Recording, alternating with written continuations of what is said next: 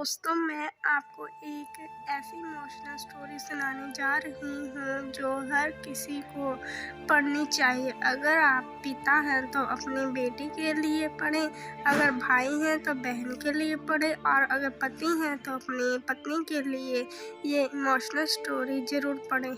मेरा नाम कीर्ति है, लेकिन ये कहानी मेरी नहीं बल्कि मेरी बेस्ट फ्रेंड आयशा की है। आयशा एक अपर मिडिल क्लास फैमिली से थी और बहुत चुलबुली थी। हम दोनों स्कूल में एक साथ पढ़ते थे। आयशा इतनी खूबसूरत थी कि मानो किसी फिल्म की हीरोइन हो।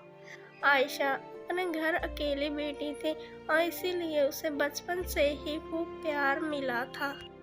एक बार मैं आयशा के घर पर थी तो उसकी माँ ने उसे डांटते हुए कहा, आयशा पढ़ाई में भी दिल लगाया कर, वरना इस बार भी बीए की परीक्षा में पास नहीं होगी। उसकी माँ ने इतना ही कहा था कि आयशा के पिता बोल पड़े, अरे रहने दो तुम, मैं अपनी बिटिया के लिए सबसे अमीर घर ढूंढूंगा।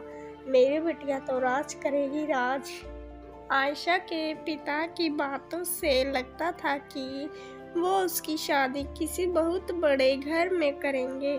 मेरी बीए की पढ़ाई ख़त्म हो गई और मैं एमए करने किसी दूसरे शहर चली गई। अब मेरी आयशा से बात नहीं होती, लेकिन मैंने कई बार उसके बारे में सोचा था। आयशा को मिले अब 6 साल हो गए।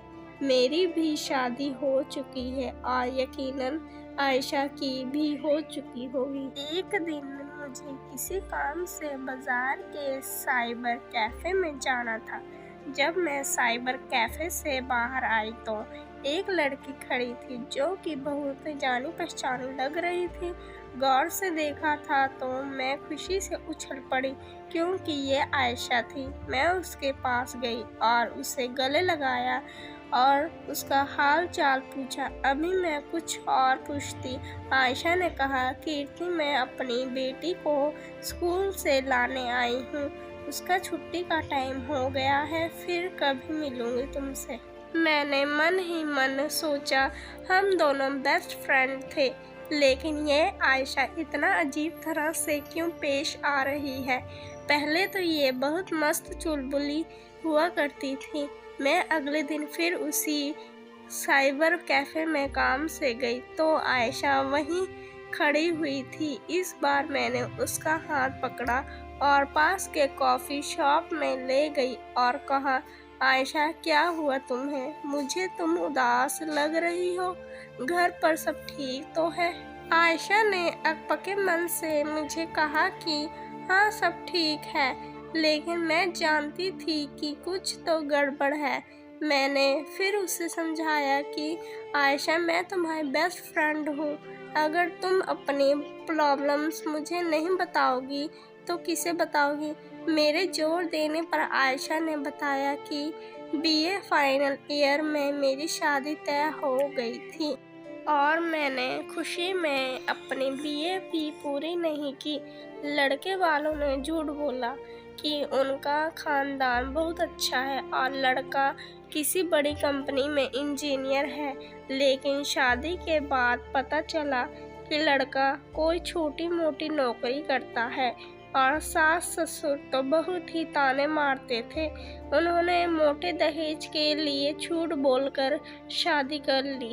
इतना सुनकर मेरे होश उड़ गए और आयशा की आंखों से आंसू निकलने लगे।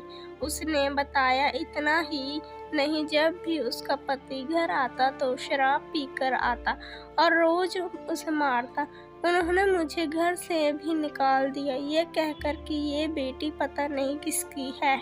आयशा ने मुझे बताया कि अब वो अपने माँ के पास रहती है और उसके पापा की डेथ ही हो चुकी है। उसके पापा जो बिजनेस करते थे वो भी अब बंद हो चुका है।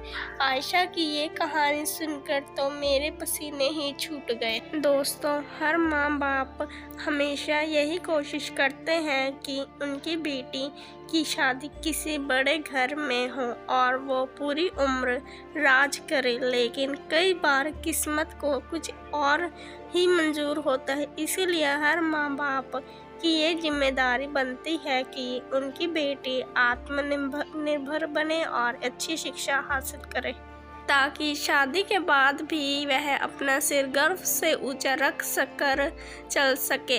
अपनी बेटियों को आर्थिक रूप से इतना सतर्क जरूर बनाएं ताकि वह शादी के बाद भी आत्मनिर्भर हो सके।